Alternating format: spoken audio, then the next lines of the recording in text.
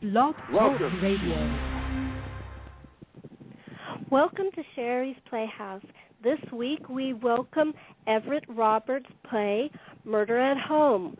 Please enjoy.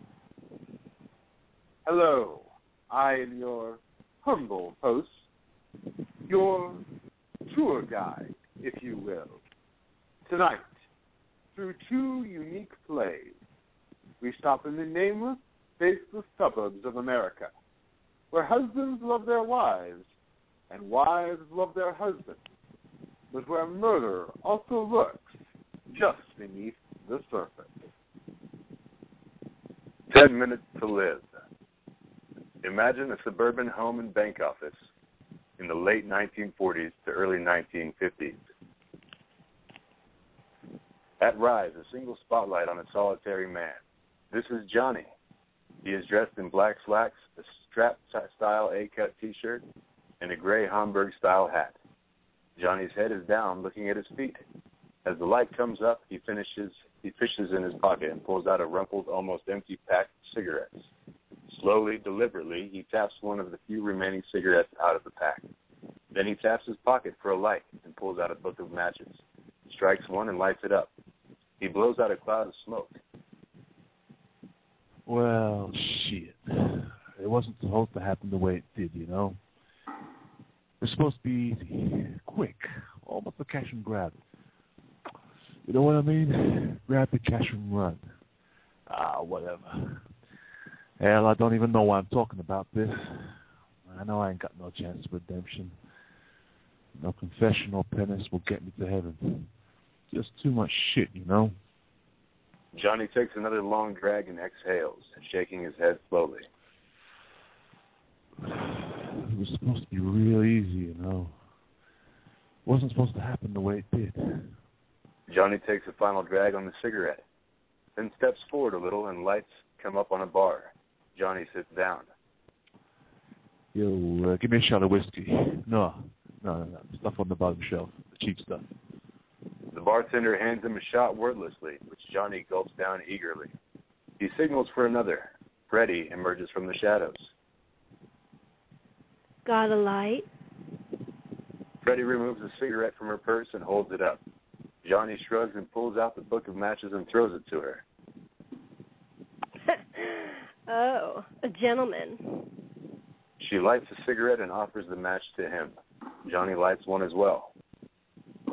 Are you drinking to forget or to remember? Remember what? Remember that you're a man.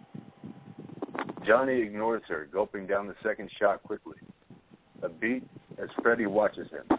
Finally, she speaks again. 2 more, and make it the good stuff from the top shelf. Hey, lady, just leave me alone. I don't have money if you're selling, and I don't take charity if you're offering. I knew you didn't have money, or not enough, the minute I saw you drinking that rot gut. I'm neither selling nor giving. I have a business opportunity for you. A chance to make some real money, if you're interested, that is. Johnny gives her a look, swallows the third shot, and nods. All right. What kind of business opportunity? It's easy work. 10 minutes tops, and you'll earn a lot of money. Oh, hell. What do I have to lose? Fade to black, leaving only the glowing ember of a cigarette. The lights come up, revealing a bank manager's office on one side, the living room of the house on the other. The lights on the bank office are dimmed, but not out. The lights are up on the house side. Nancy is at the front door waving. Nancy is in her late 20s to early 30s, dressed nice but not sexy, just very housewife-like. Be good, Ronnie, and have fun at school. She waits for a moment, closes the door, and then turns to the living room. Nancy gets some cleaning supplies and starts dusting. As Nancy works, the lights dim on her and come up on the bank office. Victor enters with a briefcase. Victor is a middle-aged bank manager dressed nicely. He moves to his desk and immediately bends down to fiddle with a safe under the desk. Right 32, left 61, right 66. Victor stares into the safe and exhales sharply. Thank God it's still here. Victor's head pops up, hitting his head. He rubs his head as he answers. Hello? Victor, are you okay? You sound like you're out of breath. Oh, I'm fine, Nancy. Why are you calling? I'm just calling to see what you wanted for supper. You rushed outside so quickly this morning. Oh, whatever you decide, I'm sure it will be fine, Nancy. Now, please, I have to go. I have work to do. Victor, it's not even 8 in the morning. The bank doesn't open till 9. I have lots of work to do, Nancy. Before the bank opens, now, please, I have to go. Yes, dear. Victor hangs up the phone and then quickly darts down under his desk again. Mr. Wilson, are you there? Victor's head comes up hard against the desk again, and he winces and quickly closes the safe. He is trying to straighten himself up as Freddie enters. Freddie is everything that Nancy is not. She is younger, blonder, shapelier, wearing tighter clothes. She spies Victor on his knees and quickly rushes over to him, still holding her clutch, and kneels in front of him. Mr. Wilson, is everything okay? Their eyes meet for just a moment, and he swallows hard, obviously lusting after her. Frederica, I wasn't expecting you to be here. Mr. Wilson, how many times do I have to tell you to call me Freddie? Oh, every day since you started working here. So only 31 times. She winks and smiles as Victor blushes and starts to stand up. You still haven't told me what you're doing here this early. I'm here at this time every day. You don't think that coffee you enjoy so much just makes itself, do you? I suppose not. Now, what are you doing here this early? Hiding a present for someone? A present? What? For your wife's birthday? My wife's birthday? Mr. Wilson, don't tell me you forgot Nancy's birthday. Of course not. Freddie is still on all fours, very provocative and trying to peek behind him. So, what did you get her? It's a surprise. Well, of course it's a surprise. For her. You can tell me, can't you? Freddie looks up, giving him almost puppy dog lovesick eyes. Victor, as if realizing something isn't right in this situation, suddenly gathers a hold of himself. How did you know today was Nancy's birthday? I'm your secretary, Victor. I know lots about you and your family, about Nancy and little Ronnie. She smiles and exits, giving her butt a little wiggle as she does. Victor sits there in silence as the lights dim on him and come up on Nancy, who has resumed her cleaning. Nancy pauses, confused, not sure who is ringing the bell this early. She is hesitant at first, unsure if she should answer the door. A beat, then Nancy moves to answer it. I'm coming. Nancy moves to the door and opens it. Can I help you? Johnny enters wearing the same slacks and hat, a too large white shirt, tie, and checked sport coat, carrying a bag. Something just doesn't look right about the way he is dressed. Something off about it all. Johnny tips his hat as he enters, but doesn't take it off. Hello, ma'am. I'm a door-to-door Bible salesman and wondered if I can interest you in purchasing a new copy of the Good Word, perhaps a family edition. The smile is too wide, the words too sincere. Again, something is just wrong about everything he does. I'm sorry, did you say you were selling Bibles? Oh, yes, ma'am. The New American Edition. The New American Edition? Yes, ma'am. Family editions. So you can teach your son all about the Good Word. I don't think so. Thank you, though. Nancy turns slightly, her back towards Johnny, as if dismissing him without saying it. Please, ma'am, could you just take a look? He opens his bag and begins digging through it. No, Thank you. I'm happy with... She turns to face him. Johnny pulls out a revolver from his bag. Sit. I don't I said sit, you haughty bitch. Wordlessly, almost timidly, Nancy moves to the couch and sits down, hands in her lap.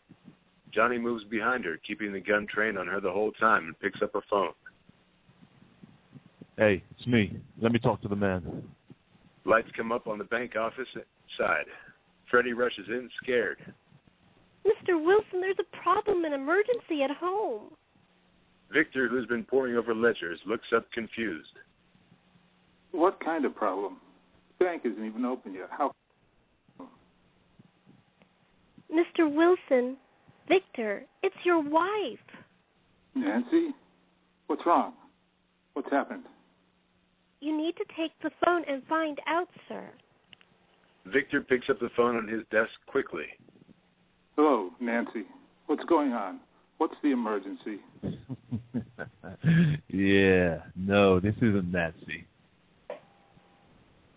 Who is this? What's going on? Is my wife okay? Victor Wilson, president of the First National Trust. Husband to Nancy, father to Ronnie. That is who I'm speaking to, correct?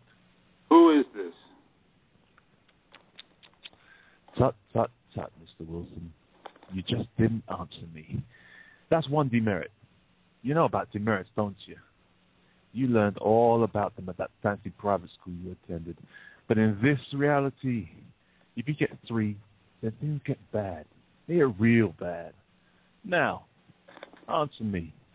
Is this Mr. Victor Wilson, bank president, loving husband and father? Yes. Now, what do you want? I want what all bank robbers want, Mr. Wilson. Money. You're robbing me over the phone? I don't understand. No, Vic. I'm robbing you from your home. Nancy.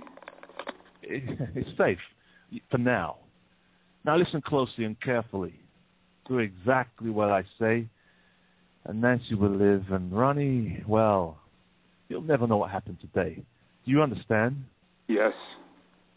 Freddie, who has been watching intensely and worriedly, leans in. Is everything okay? Victor nods to Freddie. Good. Now, it's my understanding that you have embezzled close to $500,000 from your bank. Nancy looks up shocked. Victor starts shaking his head. No. That's a lie. How could I? Don't know how you did it, and frankly, I don't care. I just know that in your office, under your desk, there is a safe, and in that safe sits $500,000. That's a lie. No, that's a lie, Vic. All 3 of us know it. All 3? Yes, all 3. You, me, and my partner. Freddie's expression suddenly changes. She goes from concerned secretary to something more sinister. Her back straightens, and from out of her clutch, a small .45 revolver appears. Freddie? I told you, Vic. I know everything about you. Well, I'm guessing Freddie has just joined the party. Tell her hi for me, would you, Vic? I said, tell her hi for me. He says hi. Hi, baby. Vic, you still with me? I can't hear you, Vic. Are you still with me? Yes. Good. Now, here's how this works. You have 10 minutes to get down on your hands and knees, open up that safe, pull out the $500,000, put it in the bank bag. Then you give it to Freddie. Freddie, on the other hand, will then leave the bank and call me to tell me your wife is safe.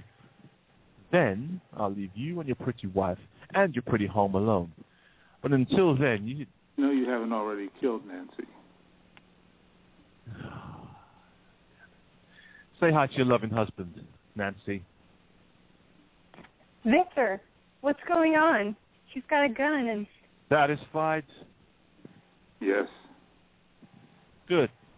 You got 10 minutes, Vic. Not 11, not 12. She has 10 minutes to live. Johnny hangs up the phone and the lights in the house dim. Victor looks down at the phone while Freddie motions with her gun. Are you just going to sit there? Time's a ticking, you know. Will he really kill her? Who? Johnny? Oh, yes, he will. He's crazy. And you're here to what? Kill you, if necessary. Don't want to do that, though, Vic. We don't want to hurt anybody or kill anyone. We just want the money. Do you love him? For Johnny? No. He's a tool in my plan.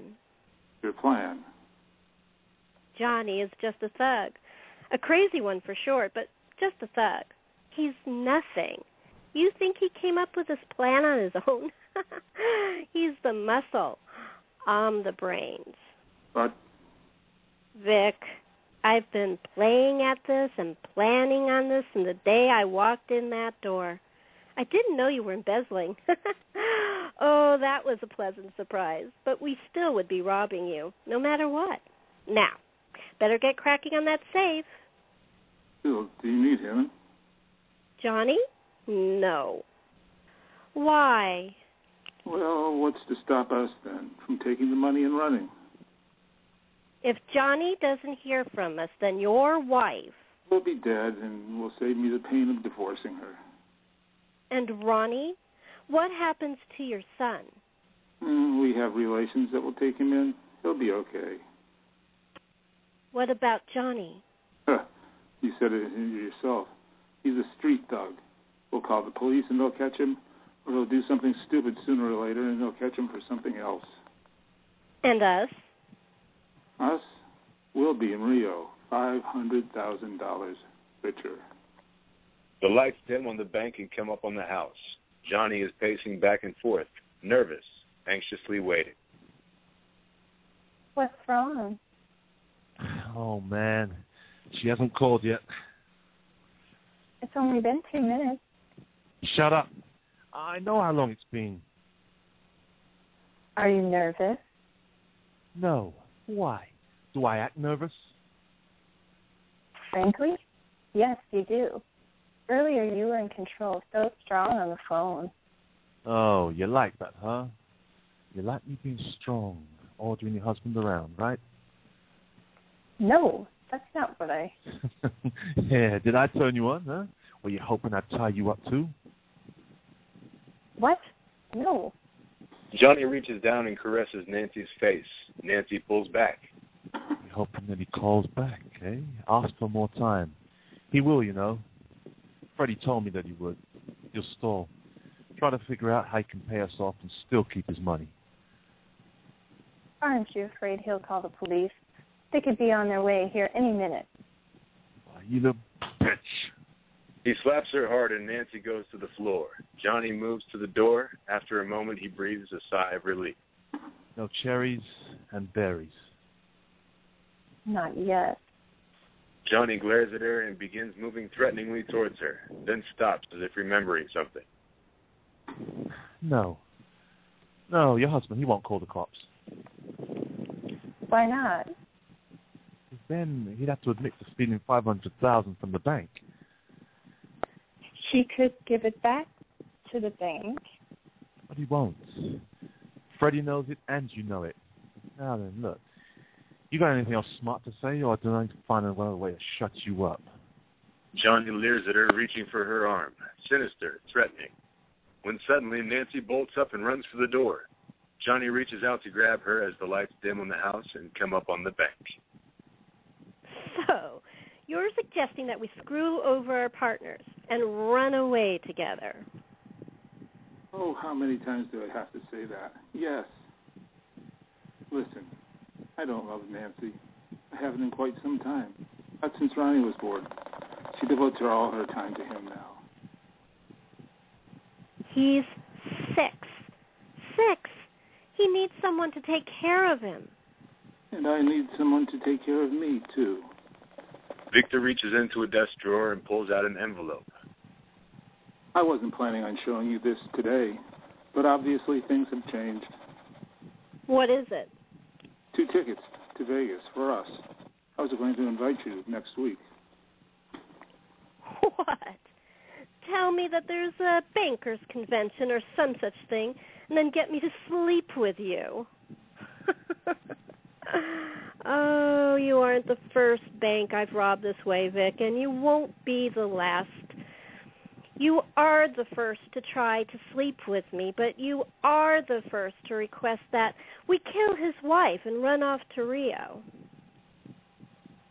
Time's ticking, Vic. 5 minutes down, 5 minutes to go. What are you going to do? Pay the ransom or let her die? 5 minutes to decide. You won't do it, Vic.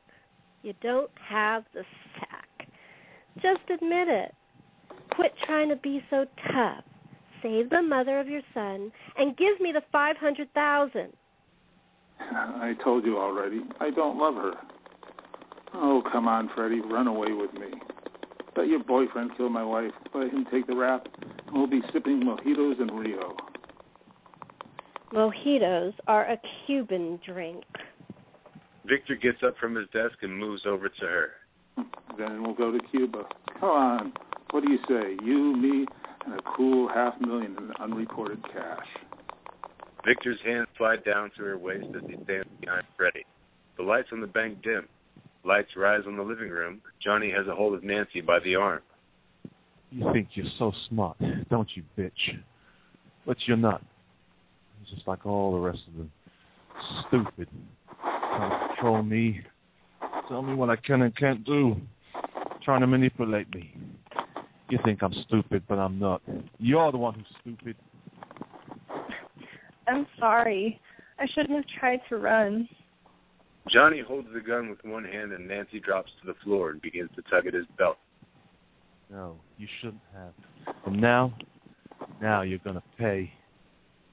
Nancy, almost kneeling in front of Johnny, suddenly rises up a little and drives her forearm into Johnny's crotch. He doubles over and there's a brief struggle with both actors' backs to the audience. As both Nancy and Johnny reach for the gun, lights on the house go black. Lights on the bank rise. Freddie pushes away from Victor and looks down at her watch. 3 minutes left, Victor. 3 minutes. What are you going to do?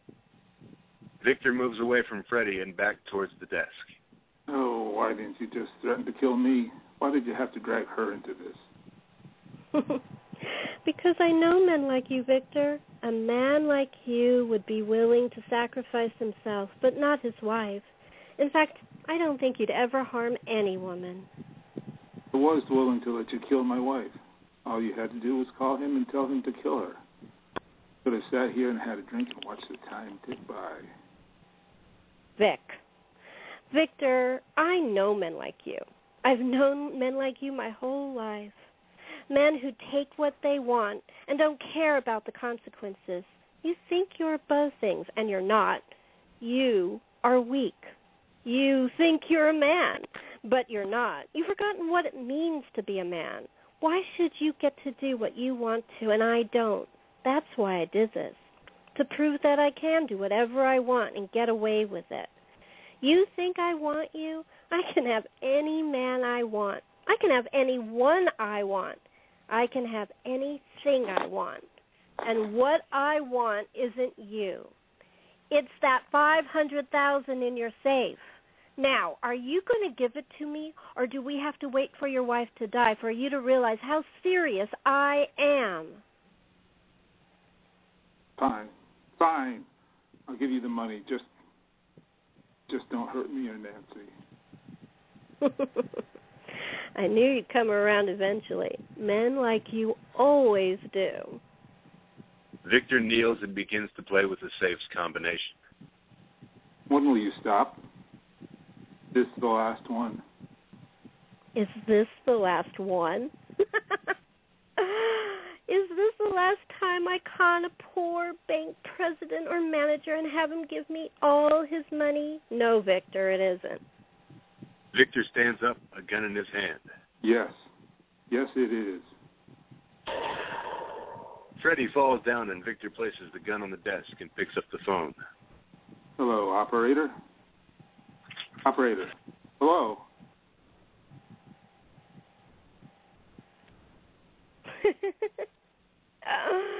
Oh, Victor, I've been ahead of you this entire time. Did you think I wouldn't know about your gun? That I wouldn't have taken care of it?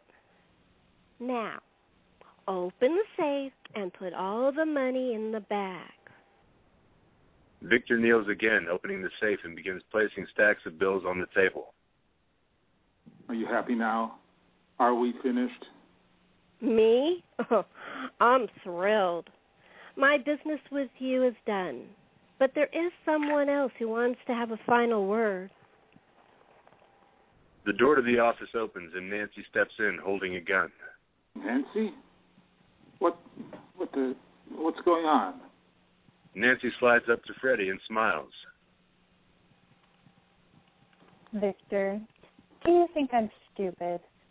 Do you think I didn't know about all your indiscretions, all your lies? I knew about every one of them. I've been planning this for quite some time. Then, when I met Freddie, I realized that our plans were beneficial to each other.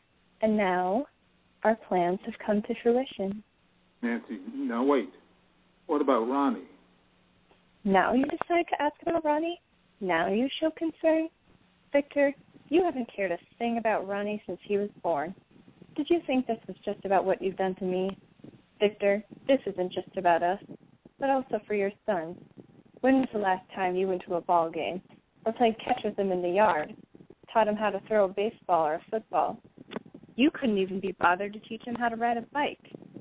Now you decide to ask about him?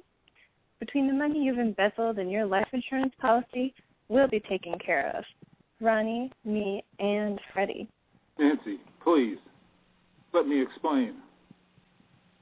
Goodbye, Victor. Victor falls over dead from Nancy's gunshot. Freddie stacks the money in Victor's briefcase, then takes Nancy's hand. Together they exit. Fade to black. Well, Nancy certainly took care of business, didn't she? A new life and 500,000 new bills to start that new life with. Well, that leads us to our next play tonight. The suburbs aren't just about embezzlement and murder, but also about family. How far will a man go to protect his legacy? How far will his best friend go to find the truth? They say vengeance is a dish best served cold, but like a fine wine, it must first be chilled. Olivia's room. The time, the present. The scene, a wine cellar.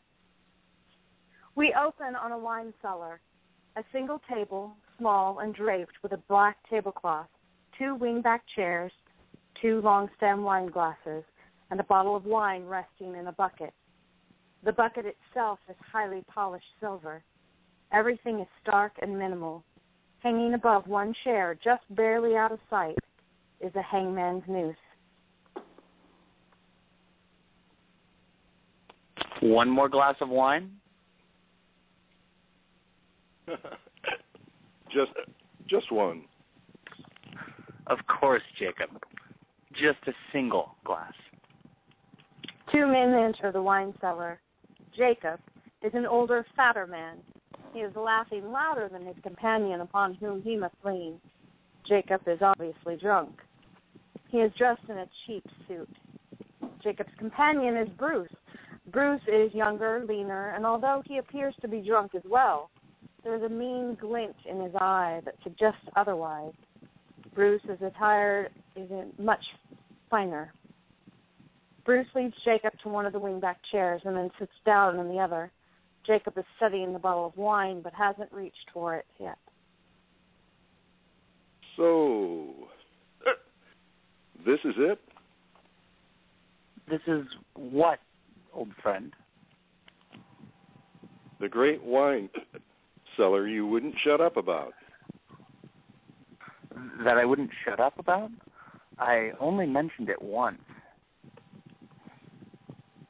Maybe you've mentioned it, but don't play coy with me, old friend. You know everyone's been abuzz about this mysterious cellar you've been building.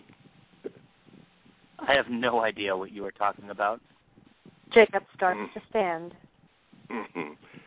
If you brought me here just to toy with me, I have better things I could be doing. Suddenly, Bruce is standing too, holding out a hand to stop Jacob. Jacob, you are drunk. And we know that when you get drunk, you get angry and you get reckless. Please sit down. I'm not toying with you. I just didn't know my remodeling plans were the talk of the town. Oh, but they have been, Bruce. Only a year after Olivia's death, and suddenly you are remodeling her bedroom into a wine cellar? How could it not be the talk of the town? Bruce looks away as Jacob mentions his daughter, closing his eyes. He then turns his attention back to the matters at hand and the guests at the table. I had no idea I was that popular. You aren't, Bruce. But you just said. Oh, I mean no disrespect, Bruce, but it's the truth. The past year you've been a hermit, avoiding the parties, the tastings. Only because those throwing the parties and the tastings are useless, brain-dead sorority girls who don't know a Chateau Palmier Margaux from a Clos du Bois Chardonnay. The celebrity chefs they hire cannot cook a simple meal, nor do they know how to pair them. Unlike you, Jacob, you are a master. You flatter me, but... No, my friend. Don't even try to protest about what we both know is true. Your years of experience, the pairings, some unusual and unconventional, but always perfect. Your reviews in the Times and the Post. Well, it's obvious I am not alone in recognizing your mastery. You are the reason I built this. What is this exactly? If it is a wine cellar, then it's severely understocked. Jacob motions to the one bottle on the table. This time, Bruce joins him. No, my friend, this is my tasting room. The Jacob Montalcino tasting room. You named your tasting room after me? Of course I did. As I said, you are a testament to fine taste and elegance. Again, you flatter me. You are also one of Olivia's favorite people. God rest her soul. God rest her soul. Jacob makes the sign of the cross, but sloppily, as Bruce uncorks the wine bottle. You were there, weren't you? Where? Now who is playing coy? At Olivia's last party.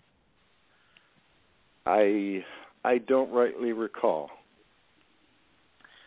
Jacob, I know your memory is like a steel trap.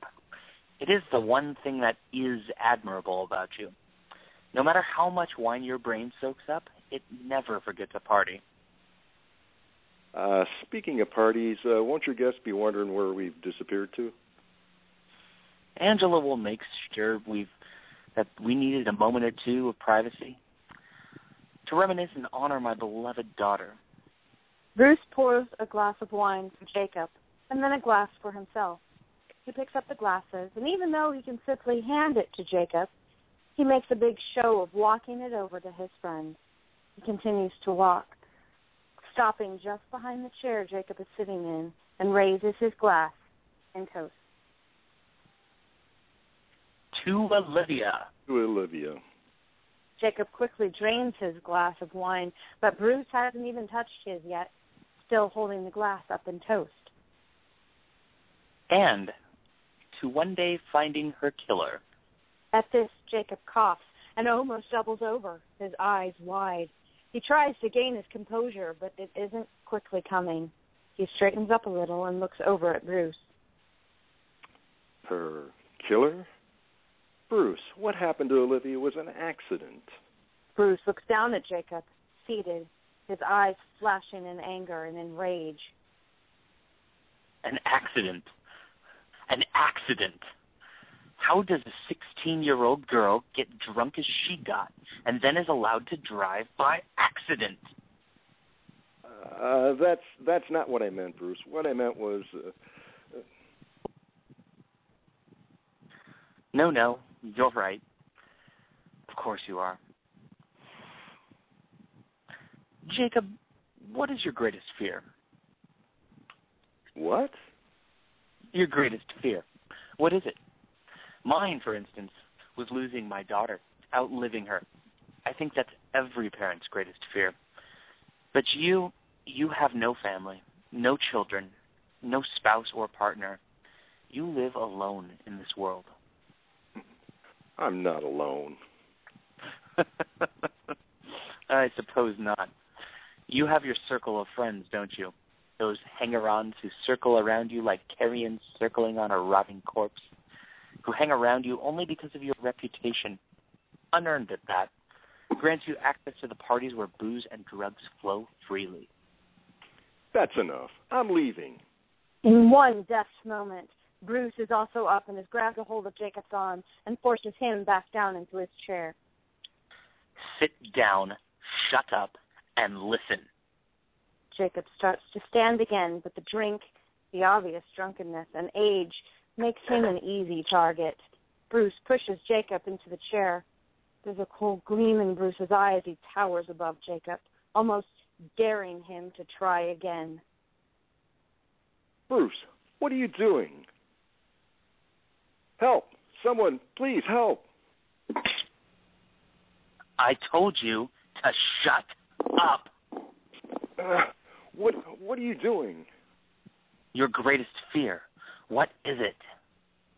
Why are you doing this? What is your greatest fear? Bruce! Answer me, damn it. I told you mine. Now tell me yours. To die. To die alone. Are you happy now? Is this what you wanted to hear? Now why are you doing this? Am I happy? Am I happy? No. I will never again be happy, for the reason my happiness is dead. Dead because of you. My daughter, the shining light of my life, is dead because of you. I didn't kill Olivia. Don't lie to me. I know you did. Bruce, I would never have hurt Olivia.